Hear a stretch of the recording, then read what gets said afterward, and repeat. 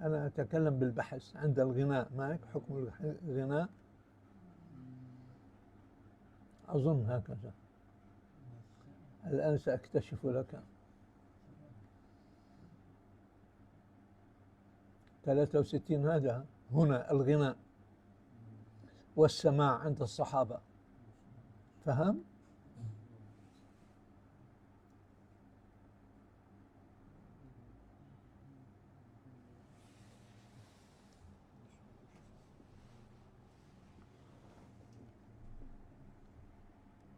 جابوه من هنيك. يلا حطه هنا.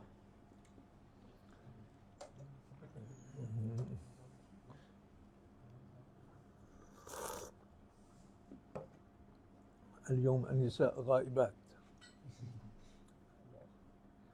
لذلك الرحمة موجودة. الحمد لله. من قال الحمد لله منكم؟ من قال؟ ارفع يدك، ارفع يدك. من قال الحمد لله؟ تذكر أن من حملت بك وربتك ورضعتك وصهرت عليك أنثى امرأة، أيها الرجال الناكرون للمعروف. الحمد لله. احمد الله أن عصايتي ليست معي الآن. طيب، بسم الله الرحمن الرحيم، والصلاة والسلام على سيدنا محمد المبعوث رحمة للعالمين. اللهم اغفر وارحم وتجاوز عما تعلم، إنك أنت الأعز الأكرم. وصلنا إلى حكم الغناء والسماع عند الصحابة. هل كان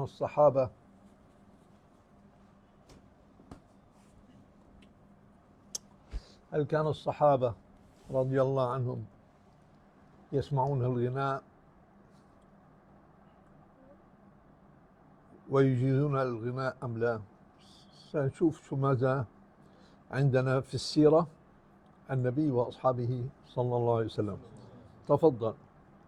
بسم الله الرحمن الرحيم. Kita akan melanjutkan pembahasan kita tentang pendapat beberapa sahabat tentang zina. Apakah mereka mengharamkan atau bagaimana hukumnya? روي كان عمرو بن الخطاب رضي الله عنه يأمر بالحداء بكتاب ابن قدامة.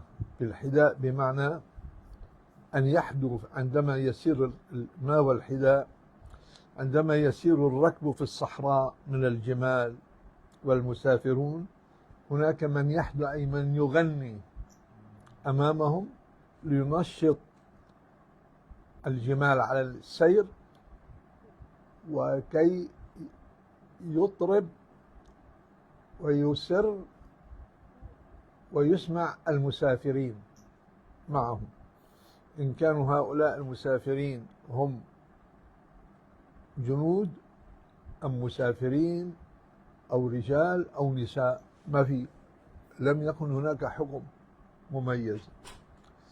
إنما كان يأمر بالإحداء بمعنى أن الحادي الذي ينشد أمام الركب، والقافلة تسير في الصحراء. واضح الكلام؟ طيب، روى ذلك ابن قدامة في المجلد التاسع 177 و 178 هذا النص المنقول عن عمرو بن الخطاب، ويقول الغناء زاد الراكب. من يقول هذا الكلام؟ هذا الكلام منسوب أما إلى ابن قدامة أو لسيدنا عمر. واضح؟ هذا الكلام ذكر في المغني، مغني اللبيب، مجلد التاسع 175. تفضل.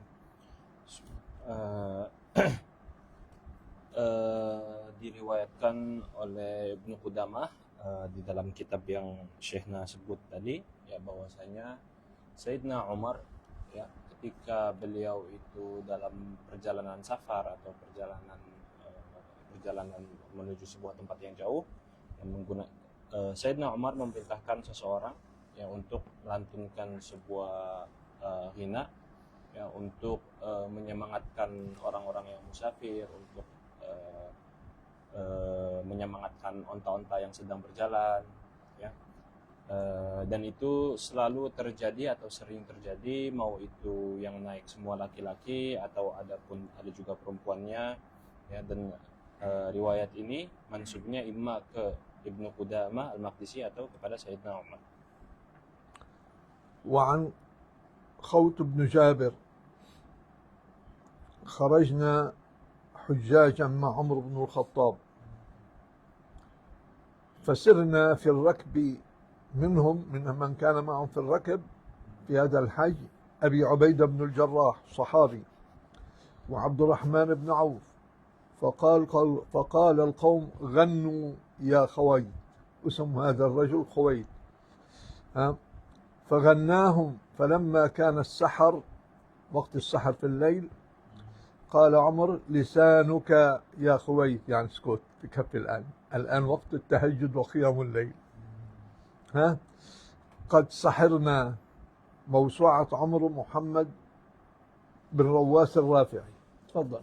Dan juga diriwayatkan dari Khuwaid bin Jubair itu, ya, beliau ketika di dalam rahilah, di dalam qafilah atau rahilah, ya, bersama beberapa sahabat, termasuk Sayyidina Umar dan Sayyidina Abu Ubaidah dan Sayyidina Abdurrahman bin Auf, ya, beliau diperintahkan untuk melantunkan ghina, ya, sampai datang waktunya sahar atau sebelum subuh, ya, di mana Sayyidina Umar di situ memerintahkan Khuwaid untuk berhenti karena itu waktunya tahajud.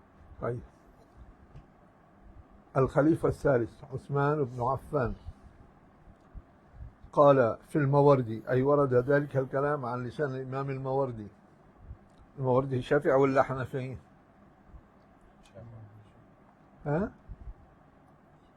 شافعي. الموردي شافعي، أقر أنه شافعي، لا تغضبوا. طيب. في الحادي وصاحب البيان وغيرهم كان له جاريتان، أي سيدنا عثمان كان له جاريتان تغنيان له. الجارية ليس الزوجة هنا، لا، بمعنى العبد، الأمة. قديما كان يشرى ويباع النساء والرجال الغير عبيد، كانوا عبيدا، فالعبدة تسمى أمة، والعبد يسمى، والرجل ذكر يسمى عبد. كان له أمتان تغنيان له، فإذ كان وقت السحر قام لهما، أمسكا، قام عنهما ثم قام للعبادة، فإن هذا وقت الاستغفار، ويقول لهم هذا وقت الاستغفار. إيضاح الدلالات في السماع، صحيفة 80. نعم. Dan Imam Al-Mawardi pun pernah mengatakan bahwasanya Sayyidina Utsman bin Affan memiliki sebuah dua jariyah, yang dimana dua jariyah itu selalu ghina, ya, untuk Sayyidina Utsman bin Affan. Jariyah di sini adalah hamba perempuan, ya, yang dimana dua amah ini atau dua jariyah ini terus melantunkan ghina sampai datang waktunya sahar, ya. Di situ Sayyidina Utsman pergi dari tempat itu untuk istighfar atau untuk tahajud. علي بن أبي طالب رضي الله عنه الخليفة الرابع، أي الخلفاء، مش من احنا أخوال الخلفاء. طيب. كان يشترط في الغناء أن يكون حلالا، معنى ذلك كان يبيح الغناء شرط ألا يكون فيه كلام فحش ومحرم. نعم. الروض النضر المجلد 10 430. نعم. Dan bahkan Sayyidina Ali bin Abi Thalib pernah mengatakan bahwasanya beliau membolehkan ghina asalkan, ya, di dalam ghinanya itu tidak ada hal-hal yang membawa kepada maksiat seperti kata-kata yang buruk dan lain sebagainya. طيب. نأتي إلى صحابي آخر، بلال بن رباح أو بلال الحبشي. قال عبد الرحمن بن الزبير: وكان بلال متكئا على جنبه يغني بلال، وكان متكئا أي على يده، فقال له رجل: تغني بالنصب، أي وأنت متكئ قم واجلس جالسا. فاستوى جالسا ثم قال الرجل، أي رجل من المهاجرين والأنصار، لم نسمعه يتغنى بالنصب، أي يغني وهو مضطجع، إلا أنت بالنصب، وكثير غيرهم من الصحابة كانوا يغنون أو يستمعون إلى الغناء دون إنكار من أحد.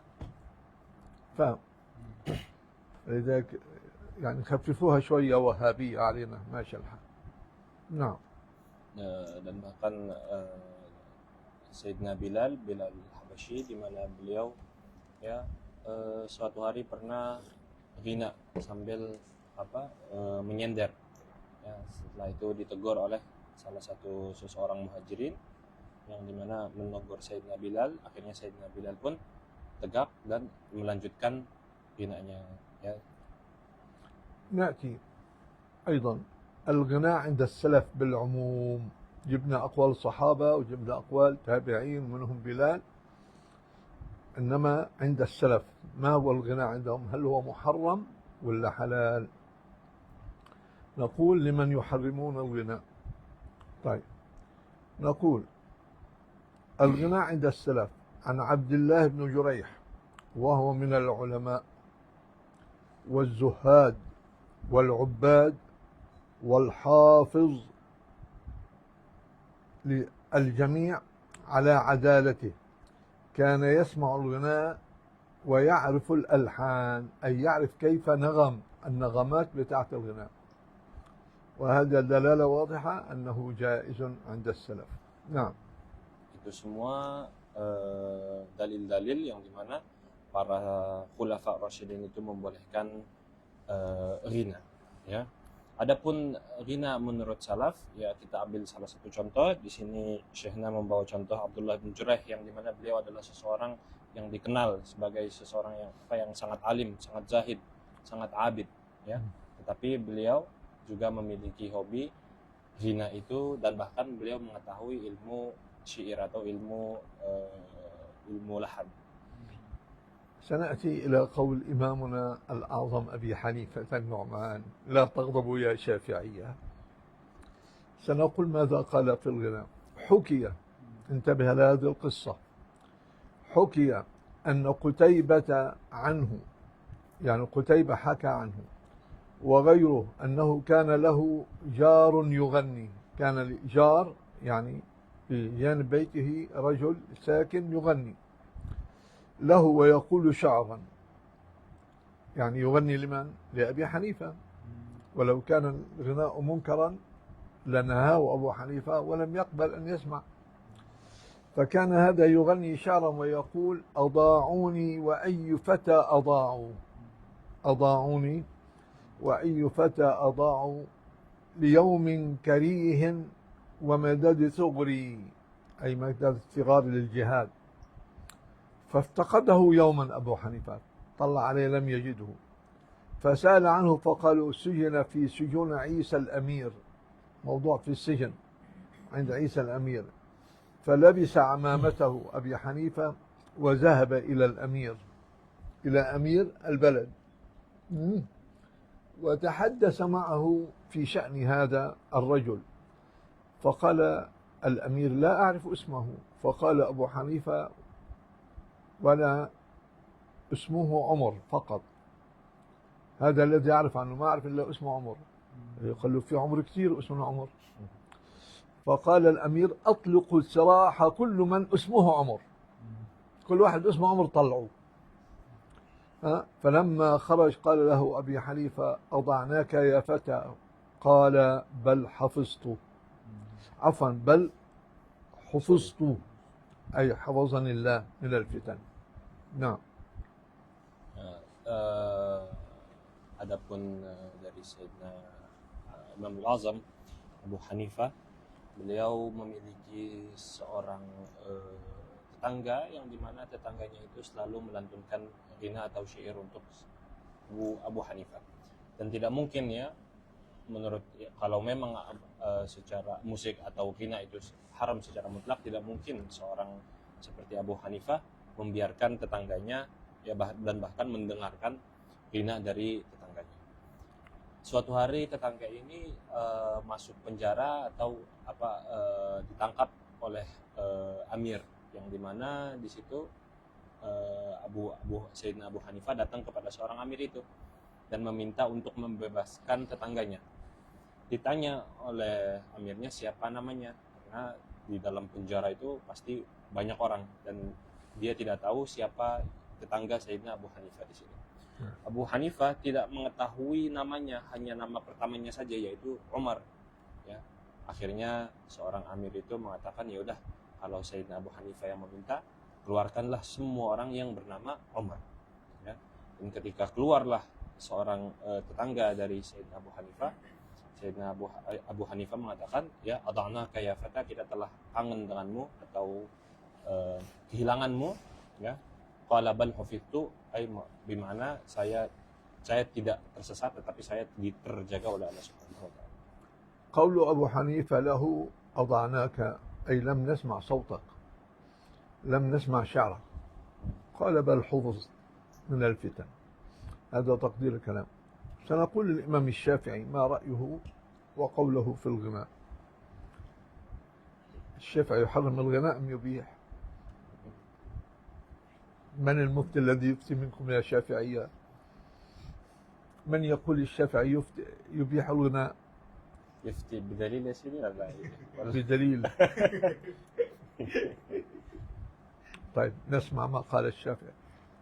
نقل عنه الغزالي رضي الله عنه حجة الإسلام: ليس تحريم الغناء في مذهبه على الإطلاق، ليس تحريم الغناء في مذهبه، وهو إباحة الغناء بالقول والألحان، يعني مع الموسيقى. إن سمعه من رجل أو جارية، بمعنى أنثى أو رجل، لم يحدد، ولم يقترن بشيء من المنكر، أي لم يفعل شيء من المنكر، يعني أن يحضر خمرا وأن يشرب أو يرقص أو إلى آخره من قلة الأدب.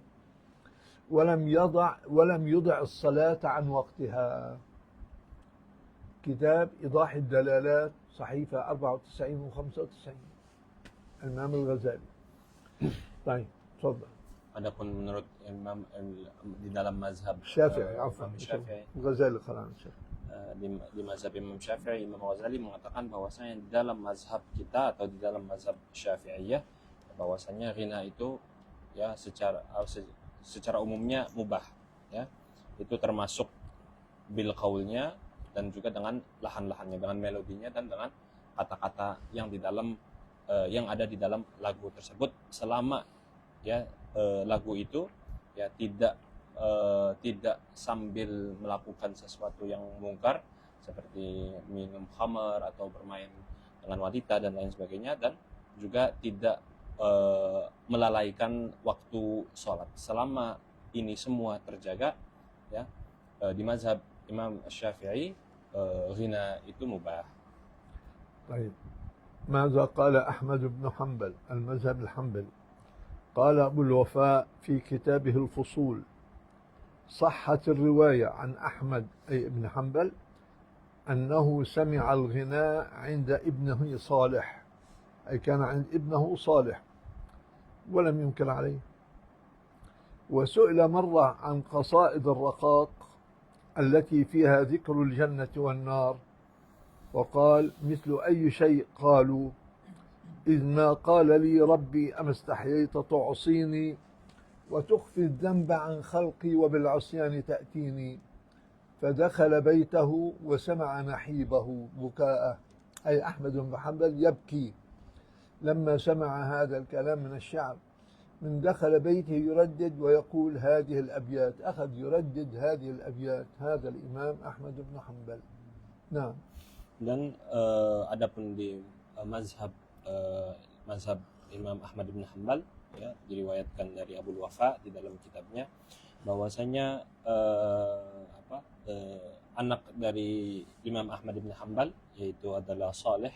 Beliau sering melantunkan syair atau melakukan ghina, ya. Dan suatu hari dia mendengar dari anaknya sebuah syair yang dimana dia mengatakan, ya, Syairnya mengatakan, idma qala li rabbi, ketika Tuhan bertanya kepada saya, amastahyai tatasini, apakah kau tidak malu bermaksiat kepadaku, wa tukhfi dzamba an khalqi wa bilisyani ta'tini, dan kau menyembunyikan dosa itu dari orang-orang, ya. Jadi malunya sama orang, bukan malu sama Allah Subhanahu wa taala, dan selalu datang kepada Allah dengan banyak maksiat. Dan di situ ketika Imam Ahmad bin Hanbal mendengar abiyat-abiyat itu, beliau masuk ke dalam rumahnya sambil terdengar suara tangisan dari luar rumah Imam Ahmad, sambil beliau melantunkan 2 bait tersebut. قال الإمام ابن مجاهد قال أبو طالب المكي في كتابه قوت القلوب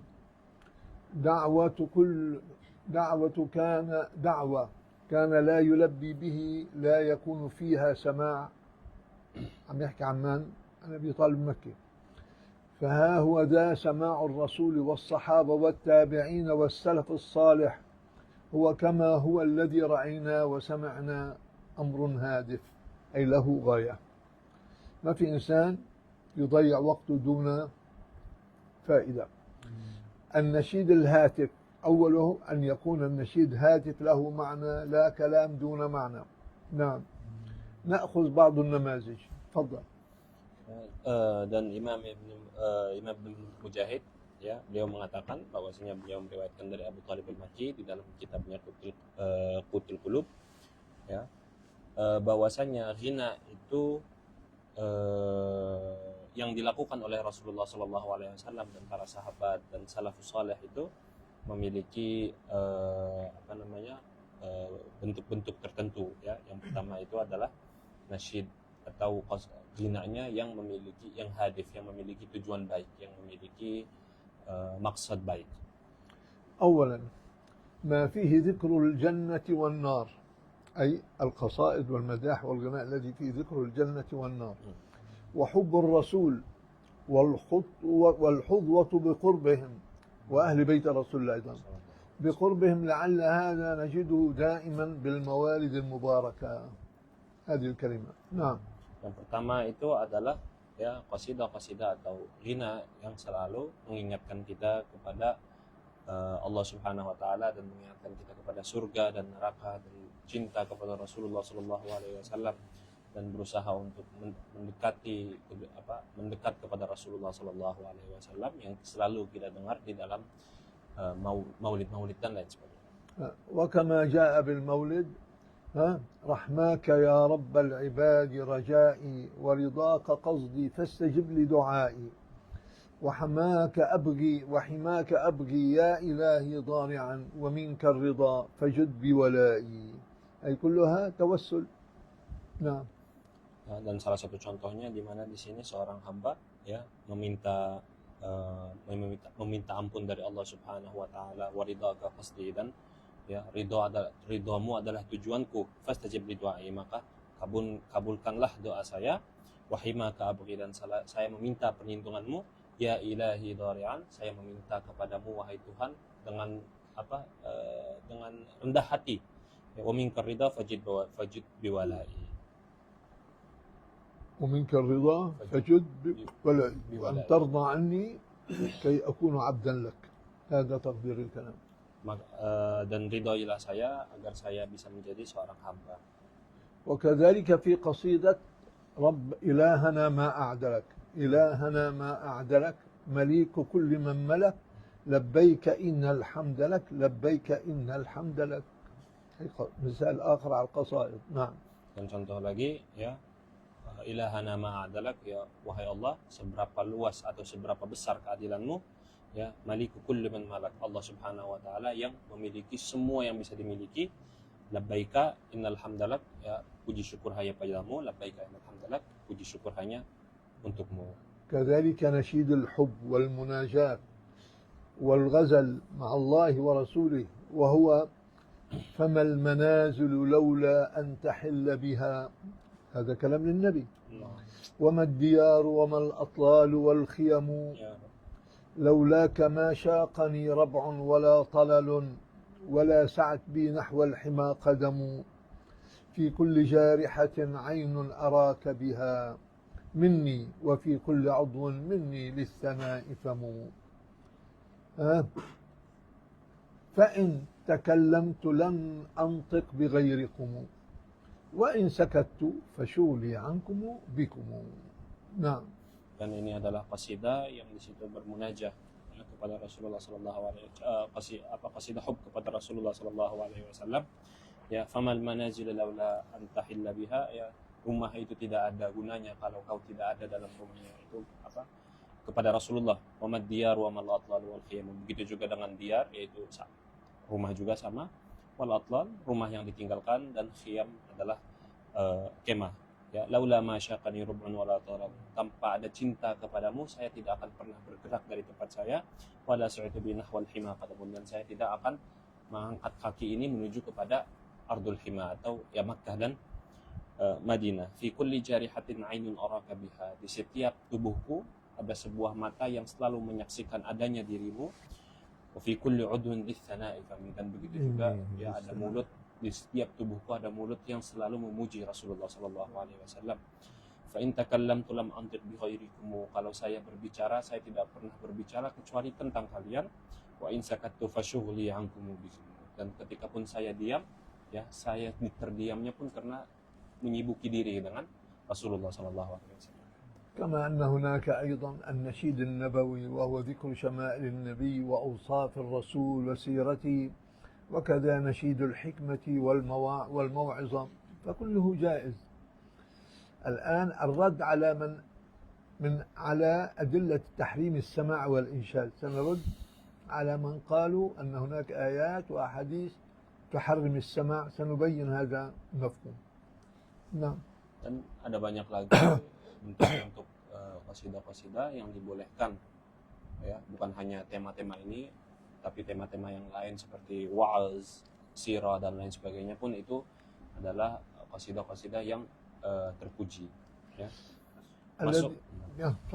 Masuk kepada apa, merod kepada orang-orang yang menggunakan yang mengatakan bahwasanya ghina itu haram secara mutlak.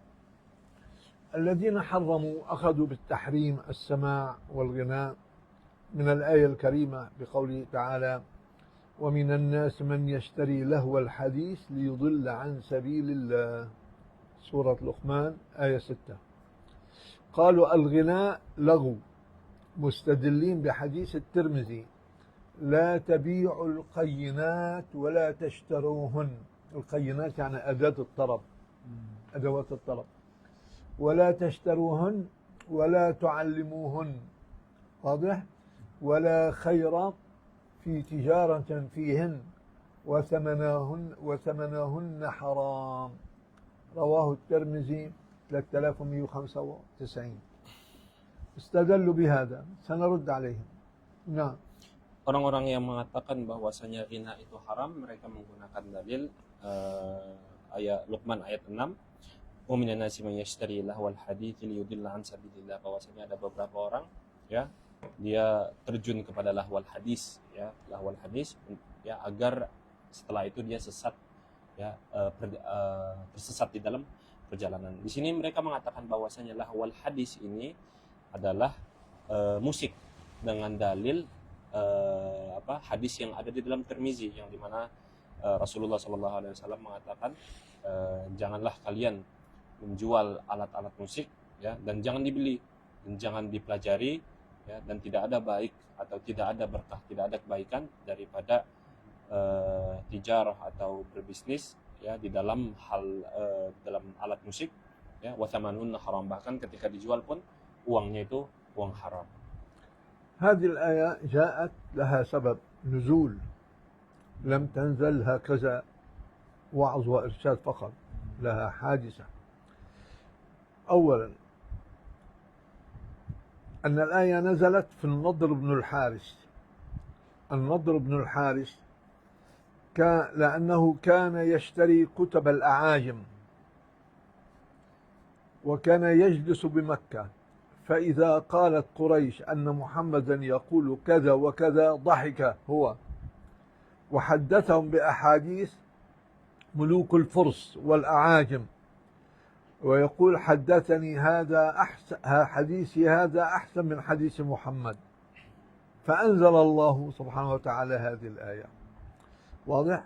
وهذا الرأي قد ذكره المفسرون أولا في كتاب فتح الباري المجلد 13 صحيفة 335، ولو تأملت الآية وجدتها حجة عليهم، لأنها تعترض على كلام الله عز وجل. حجة عليهم لقوله ليضل عن سبيل الله، وهو الذي يضل عن سبيل الله الحارس، هو سواء. واضح؟ من هذا جاءت الآية رد الحارس، وليس على من يمدحون النبي ويتكلمون في صفات الله، ليضل عن سبيل الله، وهذا متفق عليه عند الجمهور. وأما أهل السماع والإنشاد فهم يذكرون الله ويشدوك إلى الله ويخرجونك من الغفلات إلى النور. فافهم. نعم. Untuk memahami kata lahwal hadis di sini kita harus mengetahui asbab nuzulnya, yang dimana asbab nuzulnya ayat ini turun kepada seseorang bernama An-Nadhr bin Al-Harith, yang dimana beliau di situ memiliki atau membeli kitab-kitab yang dibeli dari Persia dan dia dibawa ke Makkah. Ketika dia mendengar bahwasanya ada omongan dari Rasulullah SAW, membawa Al-Quran atau membawa hadis, ya, di situ beliau ketawa dan mengatakan, saya punya hadis yang lebih bagus lagi daripada omongan Muhammad, gitu. Ya, di situ dan dibawalah kitab atau kalam-kalam yang ada di kitab yang dari raja-raja Persia. Nah, ayat di sini diturunkan untuk An-Nadhr bin Al-Harith, sehingga kita tidak bisa katakan bahwasanya lawal hadis itu artinya musik. Itu pertama. Dan yang kedua, ya, liyudilla an sabilillah di sini sebuah hujjah bagi mereka. Karena selama katakanlah kalau misalnya lawal hadis itu baik, atau hadisnya itu baik, berarti tidak yudil, berarti dia menjadi hujjah kepada orang-orang yang mengatakan bahwasanya musik itu haram secara mutlak.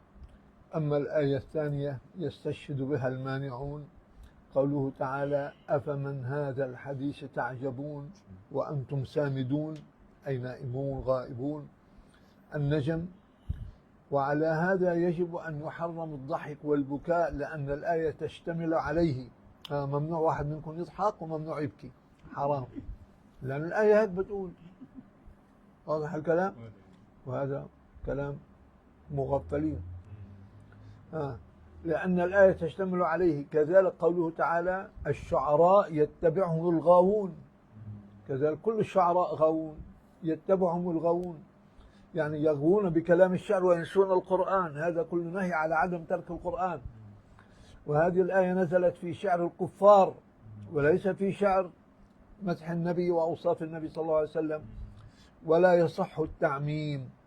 وسيدنا حسان بن ثابت مدح النبي صلى الله عليه وسلم بحضوره ولم يمنعه أو يعترض عليه، مدح النبي شعرا ولم ينكر عليه صلى الله عليه وسلم. وكثيرا من هذا الكلام الذي يقتضي الحديث لا يقوم عليه دليل، يتكلمون دون أدلة. نعم. سيدي، أفمن هذا الحديث تعجبون وأنتم سامدون، ما علاقته بالضحك؟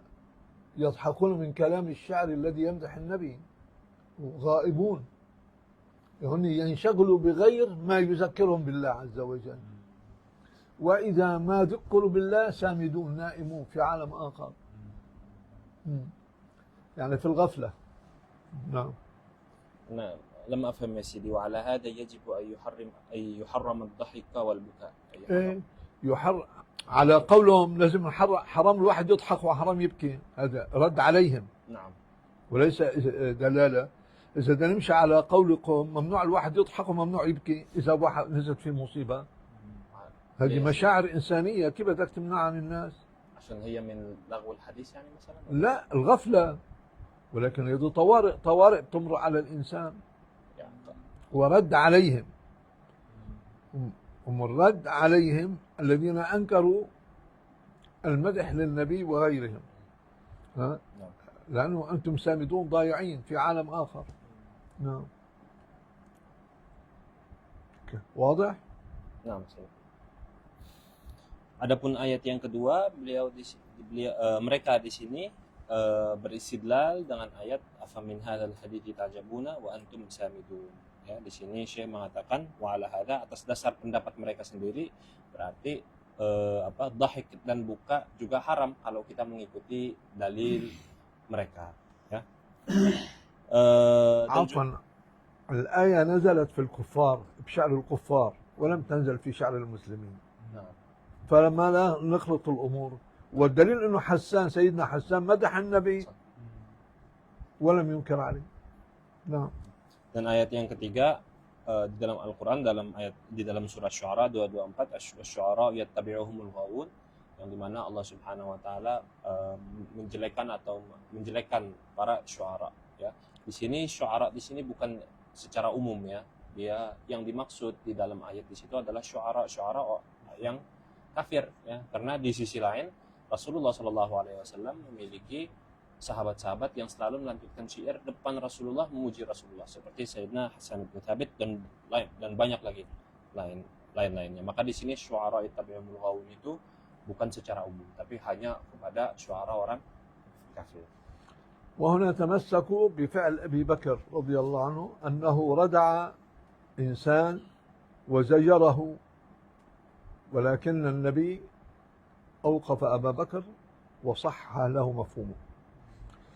ومن تمسك بقول أبي بكر مع رد الرسول وزجره عن عنفه له ورجوع أبي بكر إلى إشارة النبي صلى الله عليه وسلم، فعل أبو بكر جهله، ثم أبو بكر بين سيدنا رسول الله بين له أنه يمدح، شو المشكلة؟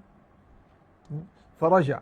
ومنها أعراض هذا القائل عن إفراده صلى الله عليه وسلم واستماعه الذي لا احتمال فيه إلا أنه يقتضي الحل والإطلاق على لفظ أبي بكر، ومحال أن يعتقد أبي بكر تحريم أو حضرة المصطفى صلى الله عليه وسلم. مستحيل أبو بكر أن يعترض على إنسان يمدح النبي صلى الله عليه وسلم. لما نتكلم المدح بالعموم ربما يكون نفاق، واضح؟ وأما في الخصوص فهو موضوع آخر. نعم.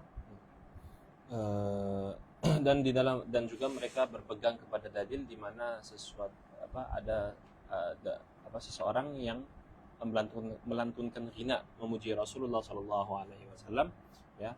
Di situ Sayyidina Abu Bakar itu zajara atau memarahi atau menyuruh orang yang melantunkan ghina itu untuk berhenti, ya, dengan cara yang sedikit kasar. Okay. Ya. Di sini masalahnya di sini, ya, beliau itu menzajar atau melarang itu bukan karena tahrim, karena Sayyidina Abu Bakar tidak mungkin mengira bahwasanya orang ketika memuji Rasulullah itu haram, itu tidak mungkin. Tetapi ada ilat lain yang dimana Sayyidina Abu Bakar akhirnya menyuruh seseorang itu untuk diam. Apakah mungkin karena saat itu Rasulullah sedang berbicara, atau ya waktunya kurang pas, yang dimana harus di tempat ya, adabnya depan Rasulullah itu harus di tempat yang khusus, nggak boleh yang umum dan lain sebagainya. Ada ilat yang lain yang dimana membuat Sayyidina Abu Bakar itu melarang, bukan secara umum karena hukumnya haram. ومحال أن يعتقد أبا بكر تحريم أمر حضره النبي صلى الله عليه وسلم وأقره النبي، كيف أبو بكر يمنع؟ واضح؟ وعليه مع علم الصديق أنه صلى الله عليه وسلم لا يقر على باطل، ويفهم من قول أبي بكر ما يليق به، أي بفهم أبي بكر لهذا الموضوع، وهو أنه رأى ضرب الدف وإنشاد الشعر لعبا من جملة المباح الذي يلهي عن ذكر الله، الذي ليس فيه عبادة، مما حمله على تنزيه الرسول من صورة اللعب، ورأى أن الانشغال بالذكر والعبادة في ذكر المكان أولى، فزجره عن احتواء هذا الأمر النبي صلى الله عليه وسلم، يعني دع الأمر للناس في بحبوحة، فزجره عن احتراما لا تحريما، زجره احتراما لا تحريما لمدح النبي صلى الله عليه وسلم، فرد عليه الرسول إنكار الأمرين، دع الخلق للخالق. نعم. Ya. Dan di sini Sayyidina Abu Bakar itu tidak mungkin ketika melarang itu beliau mengira bahwasanya karena itu haram, bukan, tetapi karena alasan yang lain. Kenapa? Karena sebelumnya ya, beliau selalu melihat sahabat-sahabat atau Rasulullah sering dilantunkan syair, tetapi Rasulullah ya tidak pernah mengatakan apa-apa, bahkan memuji kadang, ya.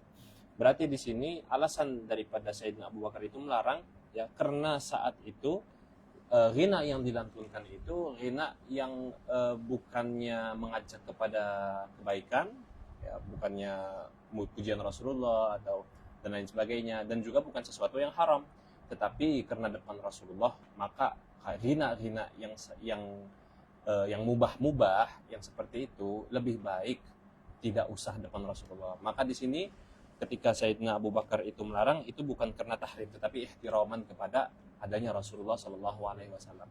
Dan itu pun Rasulullah menegur juga, akhirnya Rasulullah menegur Sayyidina Abu Bakar dengan mengatakan biarkanlah hamba-hamba kepada Tuhannya.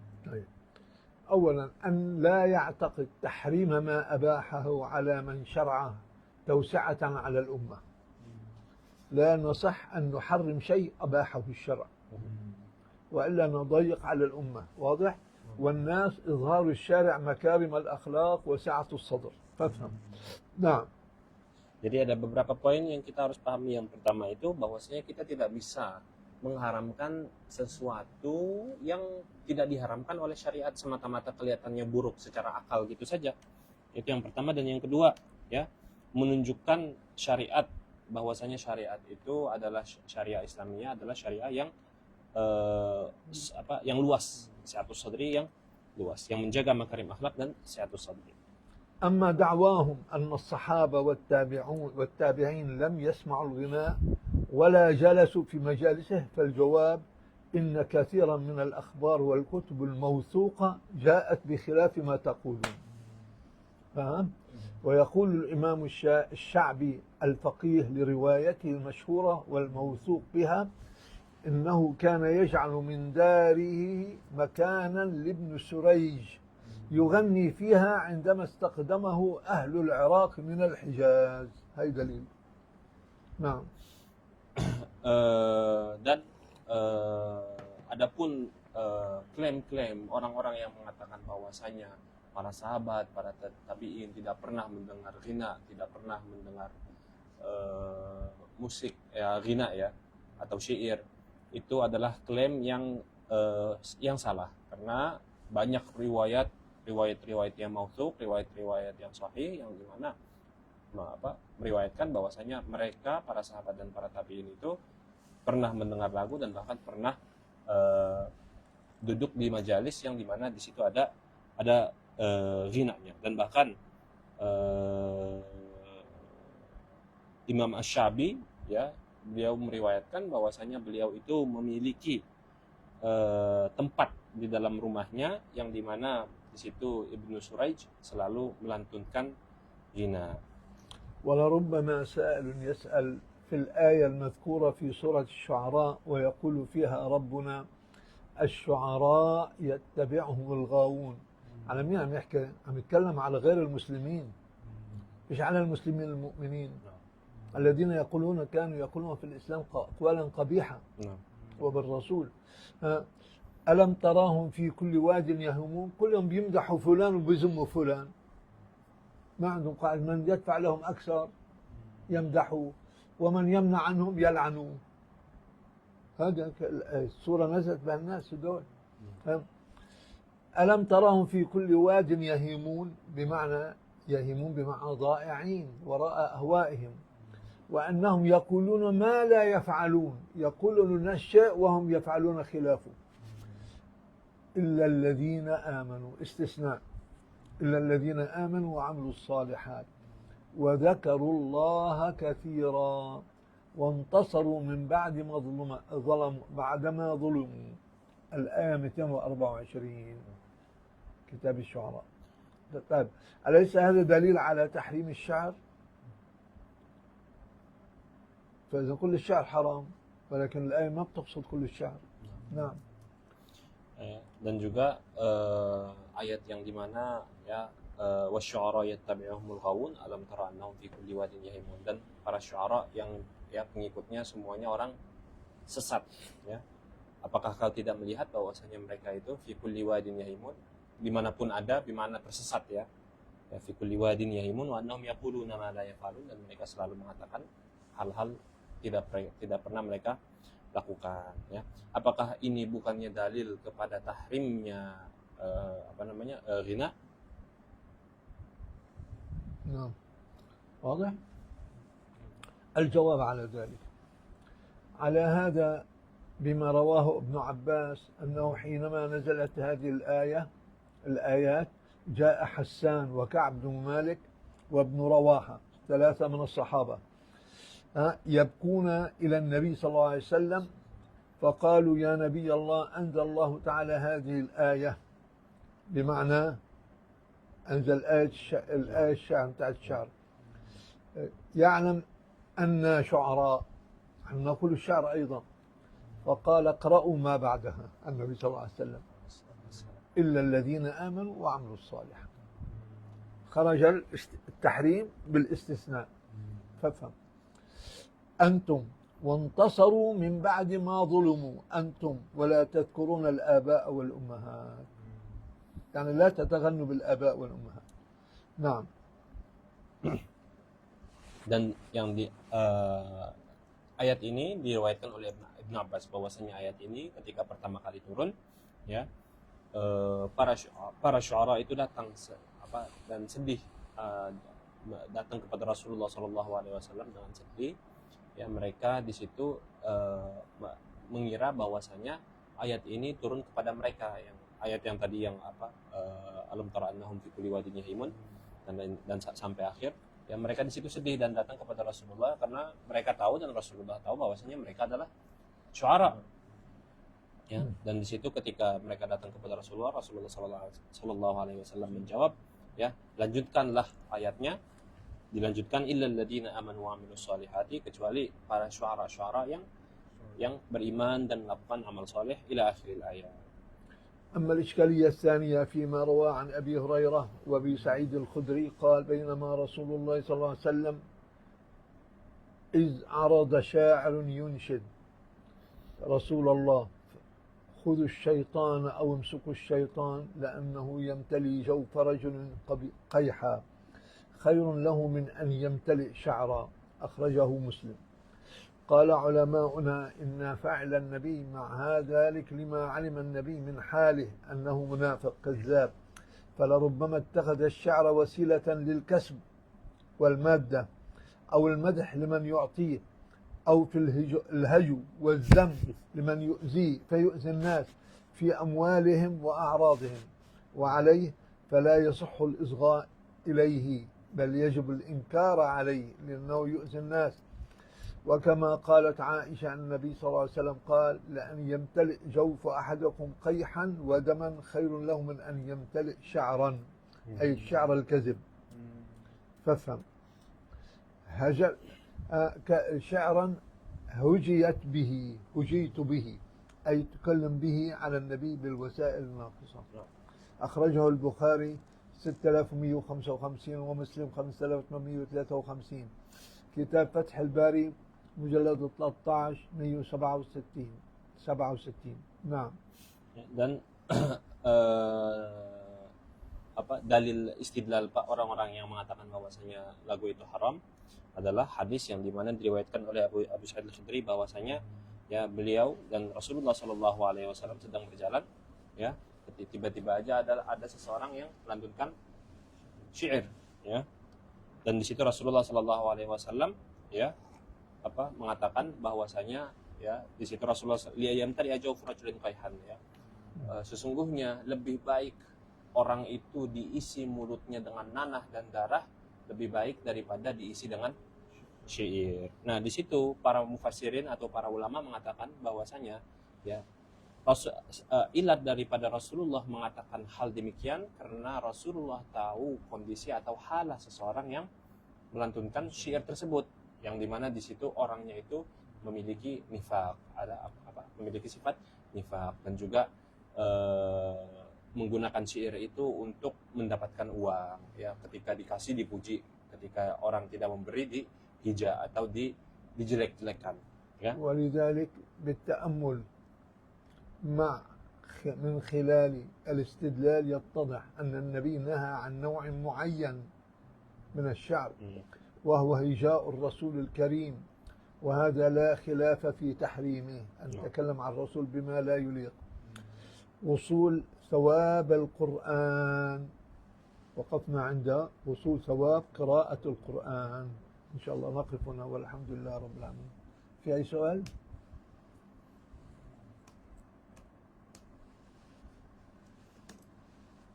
في أي سؤال؟